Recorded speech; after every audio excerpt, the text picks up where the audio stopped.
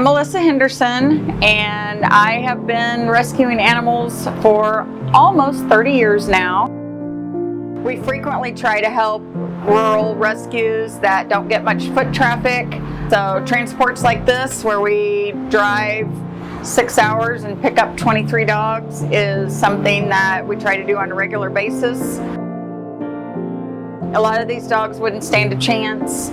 There's just not enough need, not enough homes, not enough people. So without the big city rescues to come and kind of help them out, they really struggle. It's quite an ordeal. It takes a little time to plan and execute. It's an assembly line of vaccinations and microchips and getting them bathed and treating them for fleas. It's definitely worth our time and effort, and you look at those little faces and you just know at the end of the day you've done a really good thing. I'll be brave and draw the breath of the wild from my veins, fearless and faith. All the light inside me says I was born to find a way and face unafraid.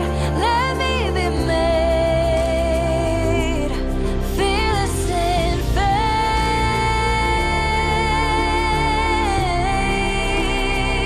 If you look at those little tiny faces and think they were possibly days from losing their life when their life just began, it kind of keeps you up at night. Everybody will be going into a foster home tonight and sleep with a full belly and no more fleas, no more worms, and well on their way to being adopted.